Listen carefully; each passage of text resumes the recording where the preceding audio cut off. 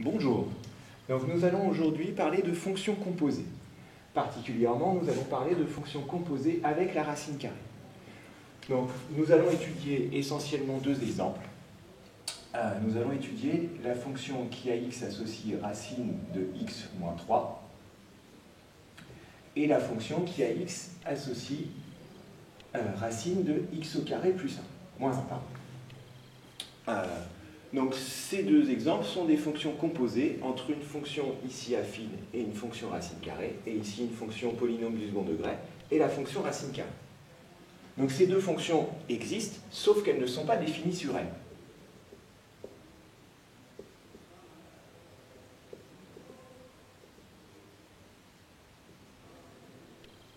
Par exemple,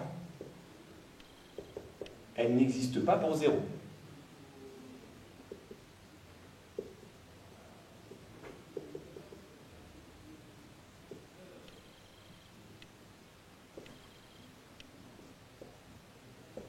Si je remplace ici x par 0, je trouve racine de moins 3 qui n'existe pas, et exactement la même chose ici avec racine de moins 1.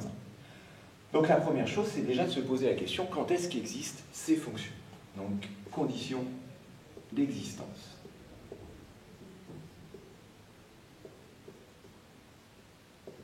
C'est très simple, on a expliqué que la fonction racine carrée n'existait que pour les nombres positifs.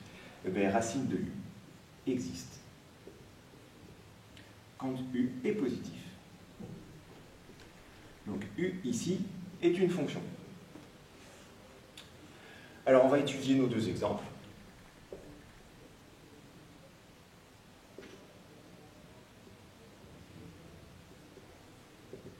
Donc dans le premier exemple, on a racine de x moins 3 qui existe si x moins 3 est positif ou nul, c'est-à-dire si x est supérieur ou égal à 3. Donc mon ensemble de définitions, qu'on note en général VF, c'est quoi? C'est l'ensemble des nombres qui sont plus grands ou égaux à 3, c'est-à-dire que je commence en 3, je vais jusqu'à plus l'infini. Plus l'infini, toujours intervalle ouvert, et comme je prends le nombre 3, ça a le droit d'être égal à 3, je ferme mon intervalle vers le nombre 3. Voilà. Donc l'ensemble de définition de cette fonction est 3 plus l'infini. Deuxième exemple.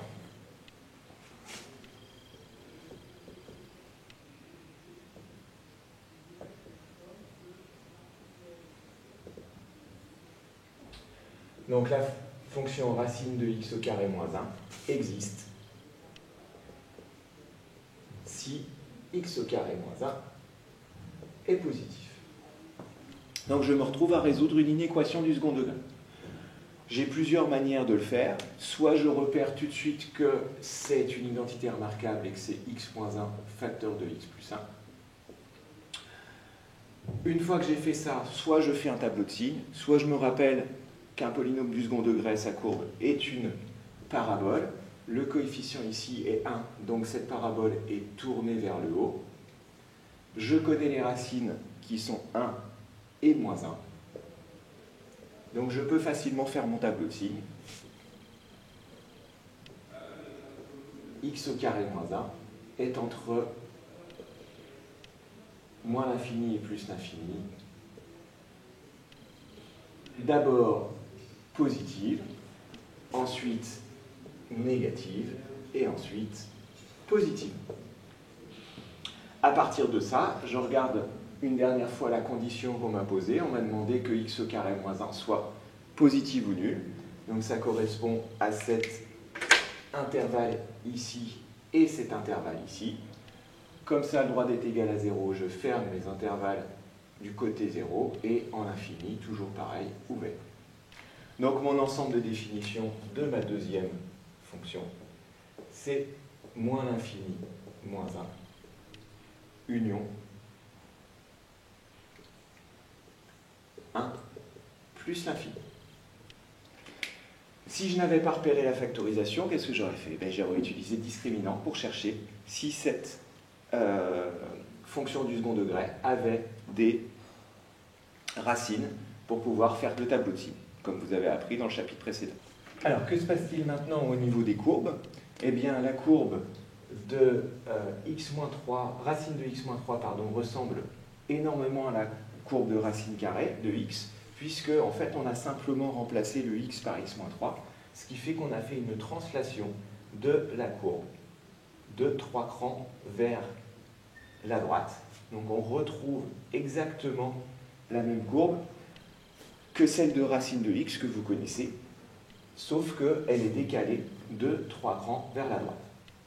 Donc ce qui fait que si on met le nombre 4, on obtient 1, puisque racine de 1 est égale à 1. Donc ici, quand on décale de 3, on obtient ça.